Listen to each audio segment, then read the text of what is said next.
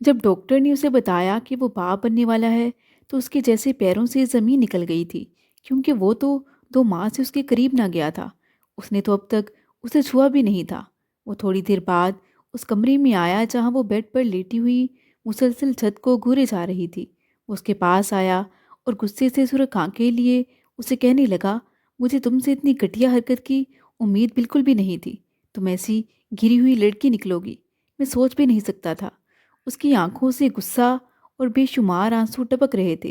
اپنی 35 سالہ زندگی میں اس نے پہلی بار محبت کی تھی اور اسے ٹوٹ کر چاہا تھا، مگر اب وہ خود ٹوٹ چکا تھا۔ وہ حیرت سے اسے دیکھتی جا رہی تھی۔ احمد شاہ نے بمشکل اپنے آنسوؤں کو روکا اور بہت ضبط کے ساتھ بولا، اب شاباش، مجھے ساری حقیقت بتاؤ۔ اگر مجھے حقیقت نہیں بتاؤ گی تو مجھ سے برا اس دنیا میں کوئی انسان نہیں ہوگا۔ وہ بالکل خاموشی سے لیٹی ہوئی تھی اور بہت غور سے اسے دیکھ رہی تھی۔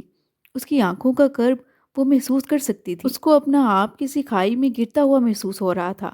اس نے اپنے آنسو صاف کیے اور کہنے لگی، آپ مجھے طلاق دے دو، میں واپس اپنے بابا کے گھر چلی جاؤں گی، لیکن میں آپ کو حقیقت نہیں بتاؤں گی۔ اسے بہت زیادہ غصہ آ چکا تھا۔ کہنے لگا، خبردار، جو میرے ساتھ اب دوبارہ کوئی گھٹیا بکواس کرنے کی کوشش کی، تم اچھی طرح جانتی ہو کہ یہ کس کا بچہ ہے اور تم مجھے حقیقت بتاؤ گی۔ وہ کہنے لگی، میں نہیں جانتی کہ یہ کس کا بچہ ہے۔ یہ کہہ کر وہ آنکھوں میں آنسو لیے چھت کو گھورنے لگی۔ بے بسی بھرے آنسو اس کی آنکھوں سے گر کر بالوں میں جذب ہو رہے تھے۔ احمد شاہ نے اسے زور سے پکڑا، زبردستی اٹھایا اور پھر کہنے لگا، چلو گھر چلو، میں تمہیں گھر لے کر جاتا ہوں، پھر میں تمہیں بتاتا ہوں کہ دھوکہ دینے کی کیا سزا ہوتی ہے۔ میں یہاں ہسپتال میں کوئی تماشا نہیں لگانا چاہتا۔ تو یہ وجہ تھی جس وجہ سے تم مجھے اپنے قریب نہیں آنے دے رہی تھی، کیونکہ تم تو کہیں اور سے اپنی خواہشات پوری کر رہی تھی۔ تبھی تو تمہارے باپ نے کیوں تمہیں میرے پلو سے باندھ دیا تھا۔ اتنی تم رنگین مزاج ہوگی میں نے کبھی سوچا بھی نہیں تھا۔ اس کی باتیں سن کر شیزا کو یوں محسوس ہو رہا تھا جیسے اس کے تن بدن سے جان نکلی جا رہی ہو۔ اس نے اسے لا کر گاڑی میں پٹکا۔ وہ روتی ہوئی کہنے لگی، مجھے واپس میرے بابا کے گھر بھیج دو۔ تمہارے باپ نے شادی کے بعد کبھی تمہاری خبر بھی لی ہے کہ تم کس حال میں ہو؟ نہیں نا؟ تو اب یہ بھی خوش فہمی اپنے دل سے نکال دو کہ تمہارا باپ تمہیں اس حال میں قبول کرے گا۔ اب صرف اور صرف تم میرے رحم و کرم پر ہو۔ یہ کہہ کر وہ گاڑی فل سپیڈ میں آگے بڑھا گیا۔ شیزا ڈرتی ہوئی کہنے لگی، پلیز گاڑی آہستہ چلائیں، ایکسیڈنٹ ہو جائے گا۔ وہ غصے سے کہنے لگا، ہوتا ہے تو ہوتا رہے، تم جیسی عورت کو اپنے ساتھ رکھنے سے بہتر تو تمہارا مر جانا ہی ہے۔ تم جیسی گھٹیا لڑکی کو کون اپنے ساتھ رکھے گا؟ اس وقت اس کا غصہ 7ویں آسمان پر تھا۔ اسے اپنی بی جان پر بے حد غصہ آیا تھا، جنہوں نے اس کے ساتھ اتنا بڑا دھوکہ کیا تھا۔ اس لڑکی کی حقیقت اسے نہیں بتائی تھی۔ اس کا بس نہیں چل رہا تھا کہ وہ ہر چیز کو تہس نہس کر دے۔ امریکہ میں لڑکیاں میرے آگے پیچھے گھومتی تھیں، لیکن میں پاکستانی لڑکی سے شادی کرنا چاہتا تھا۔ ایسی ہوتی ہیں با کردار پاکستانی لڑکیاں۔ اف، تمہارے ساتھ شادی کر کے میں اپنی زندگی برباد کر بیٹھا ہوں۔ مجھے نہیں معلوم تھا تم اتنی کم عمر لڑکی ہو کر بھی اس قدر شاطر اور گھٹیا نکلو گی۔ وہ غصے میں چلاتے ہوئے بولے جا رہا تھا۔ احمد شاہ کی بات سن کر شیزا کو اپنا دل ڈوبتا ہوا محسوس ہو رہا تھا۔ وہ اس کی اس بات پر تڑپ کر رہ گئی تھی۔ اس کو اپنا وجود ایک بار پھر کٹتا ہوا محسوس ہو رہا تھا۔ وہ روتی ہوئی کہنے لگی، خدا کے لیے میرے بارے میں ایسی باتیں نہ کریں، میں ایسی نہیں ہوں جیسا آپ مجھے سمجھ رہے ہیں۔ وہ کہنے لگا، پھر کیسی ہو تم؟ ابھی بھی یہ بات کہتے تمہیں ذرا شرم نہیں آ رہی؟ کس قدر گھٹیا لڑکی ہو تم؟ کیا تمہاری نظر میں یہ سب کرنے والی لڑکیاں بھی ایسی ویسی نہیں ہوتی؟ تم ہو کون؟ کیسی لڑکی ہو؟ اتنے دن سے تم نے کیسے شرافت کا لبادہ اوڑھے رکھا؟ میں تمہیں ایک اچھی لڑکی سمجھ کر تم سے محبت۔ وہ اپنا آدھا ادھورا فکرہ چھوڑ کر غصے سے اس کے قریب آیا۔ مجھے حقیقت بتاؤ، ابھی اور اسی وقت، آخر کس کا بچہ ہے تمہارے پیٹ میں؟ ایک بھی بات ادھر ادھر کی کیے بغیر اس شخص کا نام بتاؤ مجھے، جلدی، میں تمہیں خود طلاق دے کر اس کی چوکھٹ پر پھینک کر آؤں گا۔ وہ غصے سے اسے جھنجھوڑتا ہوا پوچھ رہا تھا۔ اس کی آنکھیں بے حد لال تھیں۔ غصے سے اس کے دماغ کی رگیں ابری ہوئی تھیں۔ وہ ابھی بھی ڈری سہمی اور خاموش تھی، ابھی بھی حقیقت نہیں بتا پا رہی تھی۔ وہ غصے میں اس کو بازو سے پکڑ کر بیڈ پر دھکا دیتے ہوئے کہنے لگا، میں تم سے کچھ پوچھ رہا ہوں، مجھے اپنی حقیقت بتاؤ۔ وہ اس کے چہرے کے قریب آنکھوں میں آنکھیں ڈالے اس پر جھکا ہوا تھا۔ اس کی بات سن کر اس نے گہری سانس لی اور پھر حقیقت بتانی شروع کی۔ وہ جیسے جیسے اپنی حقیقت بتاتی جا رہی تھی، اس کی آنکھیں رونے کی وجہ سے مزید سرخ انگارہ ہوتی جا رہی تھیں۔ اس کی رنگت بالکل زرد پڑتی جا رہی تھی۔ وہ ایک لمحے کے لیے خاموش ہو چکا تھا۔ وہ روتی ہوئی لڑکی کو وہیں چھوڑ کر کمرے سے باہر نکل چکا تھا۔ اسے یہی لگا تھا کہ شاید شیزا نے اپنی نہ سمجھی میں کوئی ایسی غلطی کر دی ہوگی جس کی وجہ سے یہ سب کچھ ہوا۔ اس بارے میں تو اس نے کبھی سوچا بھی نہیں تھا کہ اس کے ساتھ اتنا بڑا حادثہ پیش آیا ہوگا، اور ایسی لڑکی کو اس کے پلے باندھ دیا گیا تھا۔ وہ ضبط کی انتہا پر تھا۔ رات بھر وہ گھر سے باہر رہا۔ رات کے 2 بجے وہ ساحل سمندر پر گیلی ریت پر بیٹھا ہوا تھا اور مسلسل سمندر کی لہروں کو دیکھتا جا رہا تھا۔ ہاتھ میں سگریٹ سلگائی ہوئی تھی اور وہ ایک کے بعد ایک سگریٹ کا کش لیتے ہوئے دھواں ہوا میں اڑا رہا تھا۔ پھر اس کے موبائل پر بھی جان کی کال آنے لگی۔ اس نے موبائل کان کے ساتھ لگایا اور بولا، جان بتائیں اب کیا بات ہے؟ وہ کہنے لگی، دیکھو احمد بیٹے، شیزا کی طبیعت بہت زیادہ خراب ہے، پلیز تم جلدی سے گھر آ جاؤ۔ مر جانے دے اسے، میں واپس گھر نہیں آنا چاہتا۔ وہ غصے سے چینکا تھا۔ یہ کہہ کر اس نے کال کٹ کر دی اور شیزا یہ بات سن چکی تھی۔ آج دوسری دفعہ اس نے اپنے کانوں سے یہ ایک ہی بات سنی تھی۔ سب سے پہلے اس کے باپ نے بولا تھا کہ مر جانے دے اسے، اور اب اس کے شوہر نے بھی اسے یہی بولا تھا کہ اسے مر جانے دیں۔ اس کا وہ شوہر جس سے وہ بے انتہا محبت کرنے لگی تھی، اسے اپنا سمجھنے لگی تھی، شاید وہ بھی اسے بے حد چاہنے لگا تھا، مگر اب وہ اس کی آنکھوں میں اپنے لیے بے حد نفرت دیکھ چکی تھی۔ اسے مر جانا چاہیے، اب اس زندگی کا کیا فائدہ؟ وہ احمد کی نظروں میں بھی گر چکی تھی۔ یہی باتیں سوچ کر وہ کہنے لگی، بی جان پلیز مجھے کچھ دیر کے لیے اکیلا چھوڑ دیں، میں اکیلی رہنا چاہتی ہوں۔ نہیں بیٹی، میں تمہیں اکیلے، میں نے بولا تھا نا کہ میں احمد کو حقیقت بتا دوں گی، لیکن آپ نے مجھے منع کر دیا۔ روتے ہوئے وہ بی جان کی بات کاٹ کر بولی تھی، میں احمد کی نظروں میں بھی گر گئی ہوں۔ وہ تڑپ کر بولی تھی۔ وہ ایک معصوم سی بچی نہ جانے کب اتنی سمجھدار ہو گئی تھی، اتنی بڑی ہو گئی اسے خود بھی احساس نہیں ہوا تھا۔ بی جان کمرے سے چلی گئی تو اس نے کمرے کا دروازہ بند کیا اور پھر اپنے بہتے ہوئے آنسو گالوں سے صاف کر کے وہیں بیٹھتی چلی گئی۔ بار بار اس کے کانوں میں کبھی اپنے باپ کی آواز گونجتی تو کبھی احمد کی، مر جانے دو اسے مر ہی جانا چاہیے۔ اس نے اٹھ کر ہر چیز کو تہس نہس کرنا شروع کر دیا۔ کمرے کو اس نے کنڈی لگا لی تھی۔ باہر سے بھی جان مسلسل دستک دیے جا رہی تھی۔ وہ کہہ رہی تھی، شیزا بیٹا، احمد ابھی غصے میں ہے، لیکن دیکھنا وہ ٹھیک ہو جائے گا، وہ تمہیں قبول کر لے گا، اسے پتا ہے تم بد کردار نہیں ہو، بس ابھی وقتی غصہ ہے، تم کیوں پریشان ہو رہی ہو، سب ٹھیک ہو جائے گا۔ وہ چلاتے ہوئے کہنے لگی، بی جان خدا کے لیے مجھے اکیلا چھوڑ دیں، مجھے ڈسٹرب نہ کریں، میرا نام مت پکاریں۔ وہ روتے ہوئے بولی تھی اور بی جان اسے اکیلے نہیں چھوڑنا چاہتی تھی، لیکن اس کی بات مان کر تک ہار کر وہ وہیں صوفے پر بیٹھ گئی۔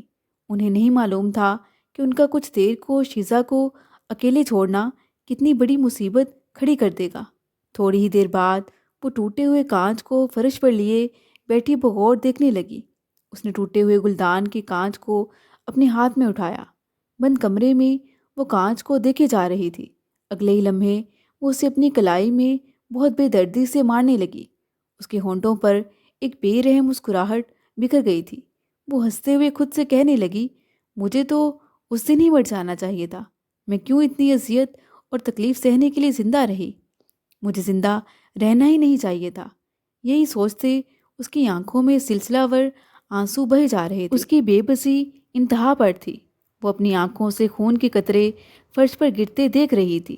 اس کی آنکھیں اپنی کلائی پر تھیں، جبکہ دماغ میں احمد شاہ کے ساتھ بیتے وقت کی فلم چل رہی تھی۔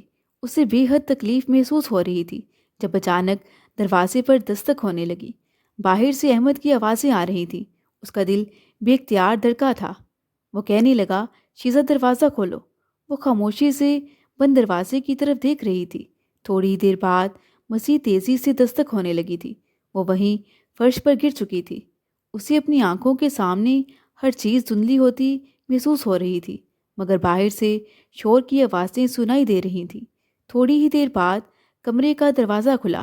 اس نے احمد کی طرف دیکھا تھا، جس کا عکس اسے دھندلا نظر آ رہا تھا۔ وہ مسکراتے ہوئے احمد کی طرف دیکھے جا رہی تھی۔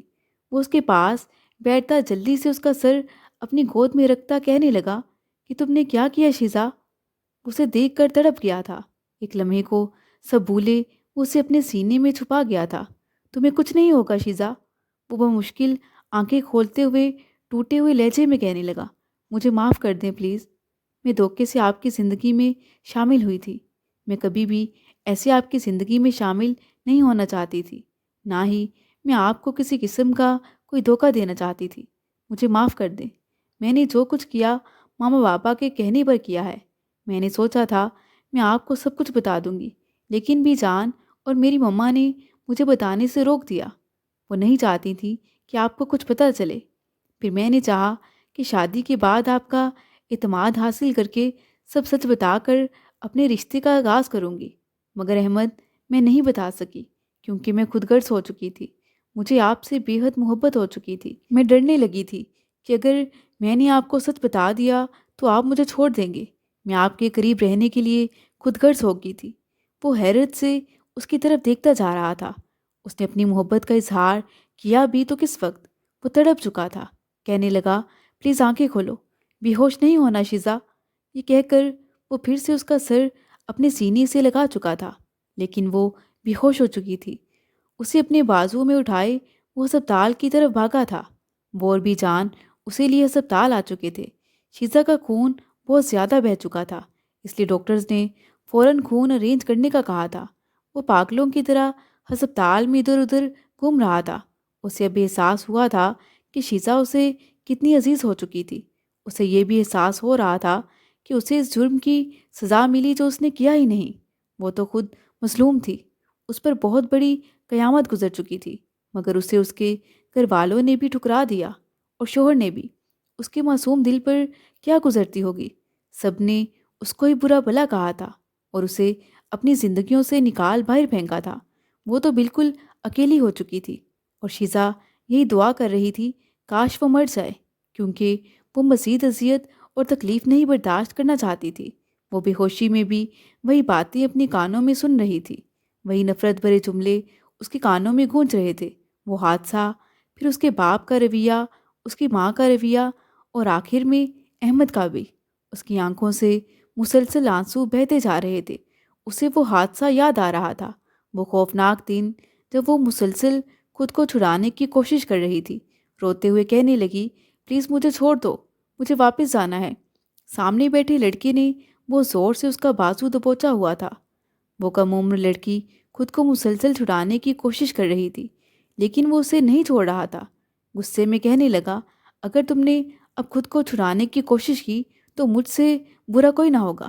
یہ کہہ کر وہ اس کے جبڑے کو دبوچ کر رسی اپنے قریب کر چکا تھا۔ اگلے ہی لمحے وہ اس کے بازو پر اپنے ناخن گاڑ چکا تھا۔ سامنے بیٹھے دونوں لڑکے کہنے لگے، اسے بے ہوش کرو ورنہ یہ ہمارے کنٹرول میں نہیں آئے گی۔ وہ نفی میں سر ہلاتے ہوئے کہنے لگی، نہیں، مجھے واپس میرے بابا کے پاس جانا ہے، چھوڑو مجھے ماما کے پاس جانا ہے۔ اور سامنے بیٹھے تینوں لڑکوں کی آنکھوں میں سے ہوس ٹپک رہی تھی۔ وہ کسی قیمت پر بھی اسے چھوڑنے کو تیار نہیں تھے۔ اچانک ہی ان میں سے ایک نے شیزا کے منہ پر ہاتھ رکھ لیا۔ اسے اپنی سانس بند ہوتی ہوئی محسوس ہونے لگی تھی۔ وہ اس کے ہاتھ کو اپنے چہرے سے ہٹانے کی کوشش کر رہی تھی۔ اگلے ہی لمحے وہ بے ہوش ہو چکی تھی اور ان سب کا قہقہا کار میں گونجا تھا۔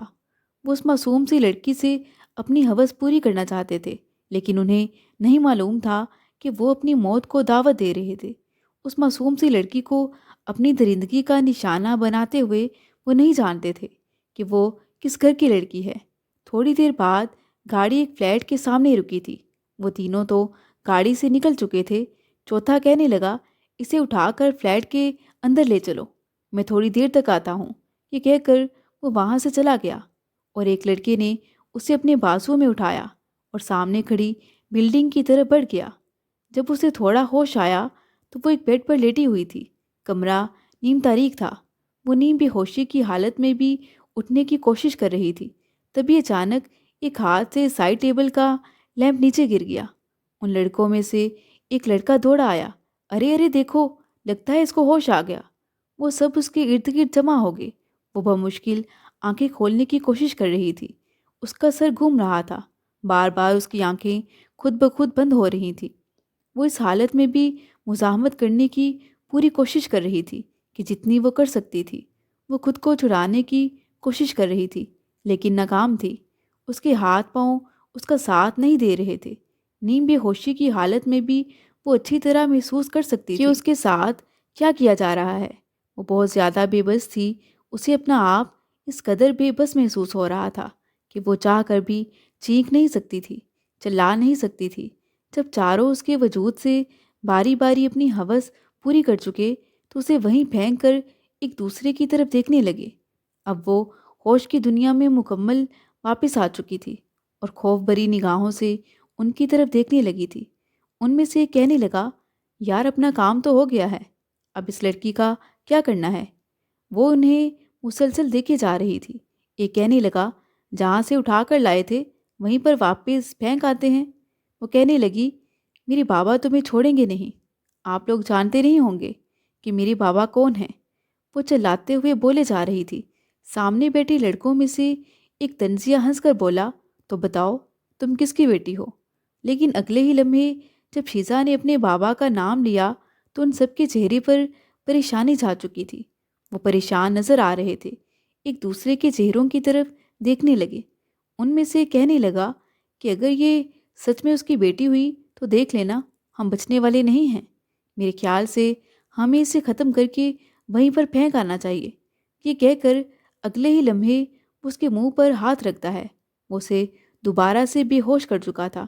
ان میں سے ایک بولا، اب جو ہونا تھا ہو چکا، آگے بھی جو ہوگا دیکھا جائے گا۔ اب لڑکی ہاتھ میں آ ہی چکی ہے تو حسرتیں تو پوری کر لیں۔ اور ایک دفعہ پھر سے اسے ہوس کا نشانہ بنا دیا گیا تھا، اور اس وقت اس کی حالت ایسی تھی جیسے کاٹو تو بدن میں لہو نہ ہو۔ وہ اپنی ہوس پوری کرنے کے بعد اسے شاہ پیلس کے سامنے پھینک کر چلے گئے تھے۔ یہ سب یاد آتے ہی ایک جھٹکے سے اس نے آنکھیں کھولی۔ اس کے ہاتھوں پر ڈرپس کی سوئیاں لگی ہوئی تھیں، لیکن اس نے بے دردی سے ان سوئیوں کو اتار کر پھینک دیا تھا۔ اس کے ہاتھ سے پھر سے خون بہنے لگا تھا۔ اتنے میں احمد کمرے میں داخل ہوا۔ اس کی اس حرکت پر وہ حیرت زدہ ہو کر اسے دیکھنے لگا۔ وہ سوئی والی جگہ سے اس کا ہاتھ دباتے ہوئے کہنے لگا، شیزا پلیز اپنے ساتھ ایسا مت کرو۔ اس کے چہرے کو ہاتھ کے پیالے میں بڑھتا ہوا وہ اس کے قریب آیا۔ شیزا خود کو تکلیف مت دو۔ وہ اس کی آنکھوں میں دیکھتی ہوئی کہنے لگی، مجھے نہیں جینا، مجھے مر جانا چاہیے۔ اس سے زیادہ وہ کچھ بھی نہیں بول سکی تھی۔ اس کے الفاظ حلق میں اٹک چکے تھے۔ وہ کہنے لگا، نہیں تمہیں کچھ بھی نہیں ہوگا شیزا، تمہیں جینا ہوگا میرے لیے، اپنے شوہر احمد شاہ کے لیے جینا ہوگا۔ وہ اپنی طرف اشارہ کرتے ہوئے آنکھوں میں بے شمار آنسو لیے کہہ رہا تھا، میں تم سے بہت محبت کرتا ہوں، تم مجھے معاف کر دو، خدا کے لیے مجھے معاف کر دو شیزا۔ لیکن شیزا کی سانسیں اٹکتی جا رہی تھیں۔ اس کی آنکھوں سے بہتے ہوئے آنسو اسے اذیت اور تکلیف دے رہے تھے۔ وہ بمشکل مسکرائی تھی اور اٹکتے ہوئے بولی، کاش احمد میں جی سکتی، مگر اب بہت دیر ہو چکی ہے۔ احمد اسے ایک بار پھر اپنے سینے سے لگا چکا تھا، مگر اگلے ہی لمحے اس کی سانسیں تھم چکی تھیں۔ احمد اس کی طرف دیکھے بغیر کہنے لگا، نہیں میں تمہیں دوبارہ کسی قسم کا تانا نہیں دوں گا، کبھی کچھ نہیں کہوں گا، پلیز۔ وہ محبت بھرے انداز میں بولے جا رہا تھا، لیکن اس کی طرف سے جواب نہ پا کر اسے خود سے دور کر کے دیکھا تو اس کی نگاہیں ایک جگہ پر جم چکی تھیں۔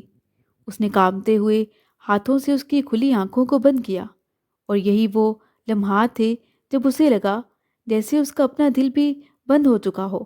اس کو یہ پچھتاوا ستا رہا تھا کہ اس کی اس حالت کا ذمہ دار وہ خود تھا۔ اس نے ضبط سے اپنی آنکھیں بند کر لی تھیں۔ اتنے میں شیزا کے بابا بھی آ چکے تھے۔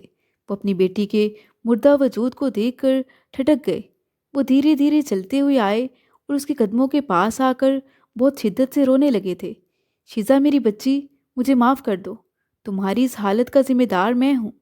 کاش میں تمہیں سمجھ پاتا، تم میری بیٹی تھی، لیکن میں نے تم پر بہت بڑا ظلم کیا۔ میں نے اپنی بچی کو خود سے دور کر دیا۔ وہ دونوں ہی اس سے معافیا مانگ رہے تھے، لیکن وہ جا چکی تھی، انہیں ہمیشہ کے لیے چھوڑ کر۔ اتنے ظلم اور اتنے بڑے حادثے کے بعد اگر وہ اسے تانے دینے اور اکیلا کرنے کی بجائے سنبھال لیتے تو شاید وہ بچ جاتی۔ احمد علی شاہ نے حاکم شاہ کے ساتھ مل کر اس کے مجرموں کو سزا دلوائی تھی، مگر اس کے باوجود اسے سکون نہیں تھا۔ اس کی باقی کی زندگی شیزا کی یادوں میں ہی گزری تھی۔